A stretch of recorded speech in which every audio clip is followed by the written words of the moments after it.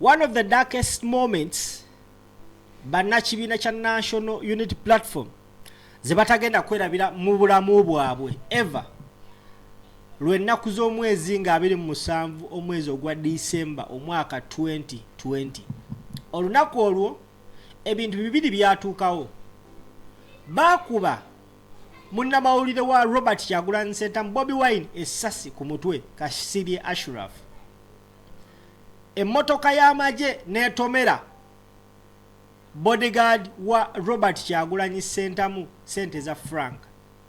Omu ku bantu abaaliwo nga bino byonna bihappeninga amanyikibwa nga Commander Adam nafunye omukisa okwogerako naye.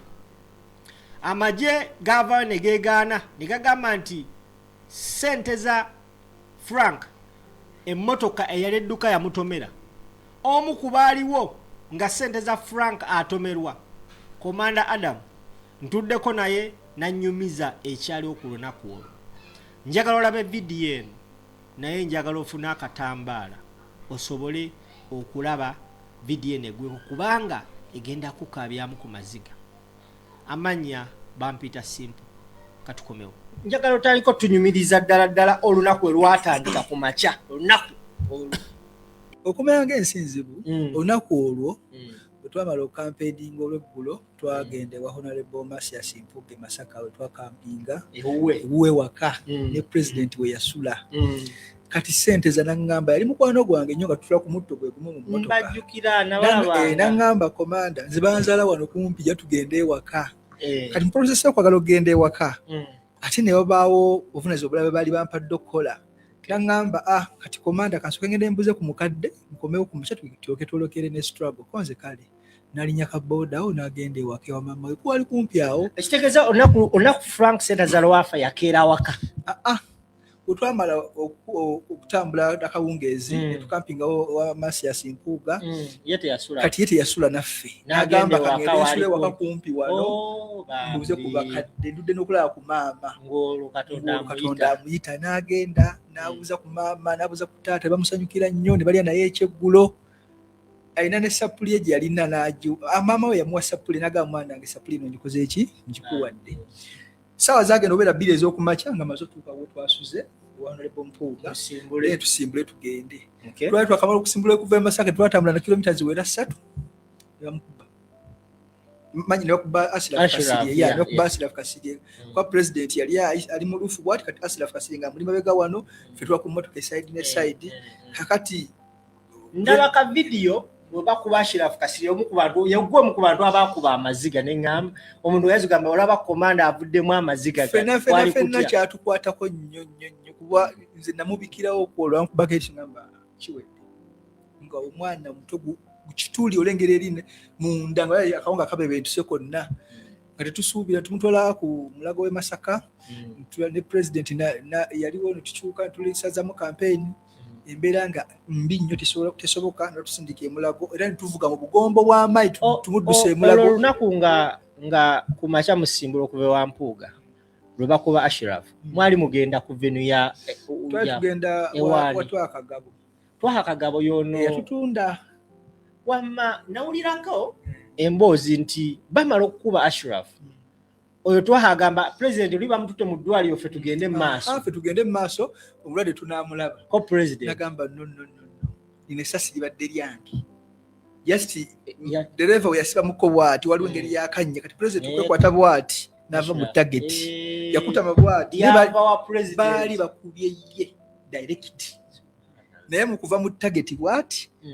oli nadda mu target ali mugongo gwe cameraman Ashraf. President yatya nnyo era ekyo tekiri muva ku bwongo paka obulamu bwonna. No wonder atulaba olunaku lwe bakuba Ashraf Adam atugamba baali bagenda wa Kagabo. Baali tugenda wa Kagabo mu campaigning-irako n'ababaka balala bali mu bendo bende eryo. Naye nekijja bwekito kati mukuddusa Ashraf mu ddwaliro tujja tutambula ne mukanga ate ne patwera zikyatugoba kyo tulamulidde mu ddwaliro bakitegedde kapi tuzisazizzaamu. So twali tutuuka e Busegaawo ne tusangawo ekiddo kya patro ezabbiri ezalinnya Frank ne zitandika tukiika emmotoka kati ambulance n'eyitawo omwali president n'omulwadde kati moka ya security nga yiddako kati patone yagala okukola ki ogattawo kati mokwagala ogattawo kati tuba tumanyi bagenda tukapushalingirawo wamu ne tugula ensi tukole ki tufulume Rob style kati ate ne bagulawo ate ne tudda mu moka tusale tukole ki tudduke tugobere omulwadde ne president kati Frank Senteza aba yeekwata bwati ku lugiro emmotoka ayingire mu drone n'akwata Miss bwakwata Miss n'agwa bwagwa neevulungula n'addawa ebbali kati emmotoka eno pato erabanga agudde yevulungudde azza ebbali asitukafu ne boda neemunonako bweti ekitegeeza moloka yali avuga patro yakikola delivery yanonako Franka n'ekigendererwa eky'okumulinnya era kaavu y'emipiira giri omupiira ogw'omu maaso gwamulinnya mutwe guno gw'emabega ne gumulinnya muno mu mbiriizi bweti ne bukiwatu bweti akawanga ne kabebentuka ne bamugatta emba Franka teyava mu kigambo n'ekimu kati Sauda Madade muluka yali next awo litumuyola litumuteekamu litumuddusa erubaga okutuuka erubaga nga nawo amagye gasazeeko negakubatiya gasi mu ddwaliro negakuba abantu bonna abalwadde abaali awo tugenda okutuuka bwe tuti nga president atuuse n'omulwadde oli Ashraf batandise omukolako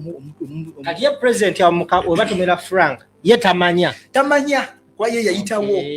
tumugoberera ono bamutomera yagenze atuka ku ddwaliro batuuse wali Ashraf baba akamala okumukwasa abasawo agababona okulaba ate emmotoka endala ejja n'abantu abakaaba kati tumujjamu tumutwala mu ddwaliro bamuteeka katanda we bati dokita nagezaako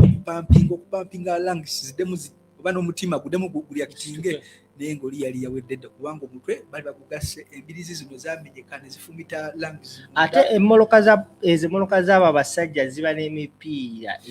yaliko abasirikale 20 nga batudde kabangali ng'ejjudde patro kati ate naye imoka nyini ezitowa ku muntu oba kipapula ku mmotoka so president agenda okuvaayo eri alabe ate bano abazze kiki ogenda okola bwe kuti Franka tumulese ogenda kasenge tomutadde era dokita yasooka okukira president kwe kuvaayo najjamu okay nfunye omukisa okwogerako ne Commander Adam kwolengera awo ku screen byebyo ebigambo Commander Adam byaŋŋambye ku mbeera eyaliwo olunaku lwe batomera Frank Senteza wabula muganda wange ono Adam amazima ga Katonda mugulu embeera gyali musinnungi nga wokimanyi omuntu yenna akola ebintu ebyesembereza Kyagulanyi mu ggwanga Uganda kuba najjo mu ggwanga Uganda Adam ono musajja yasoma masannyalaze era yakolako mu mmeme wabula oluvannyuma lw'okwegatta mu byobufuzi olwanirira eggwanga lye kigambibwa abakulembeze abatamwagala kubanga yegatta mu byabufuzi bakoze buli kisoboka omulemesa obulamu bw'ensi eno wabula ntumye basaba yetaaga obuyambi bwammwe munnayuganda omuzira kisa aliyo yenna nga first and foremost ayina emirimu asobola okuwayalinga asobola kukola buli kyonna ekyekusiza ku byamasannyalaze yabisoma yabikwenkukamu asobola omuwa omulimu agumuwe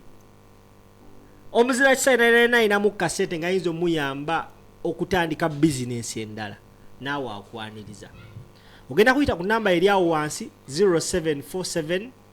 824 amanya Matovu Adam mukubireko akasimu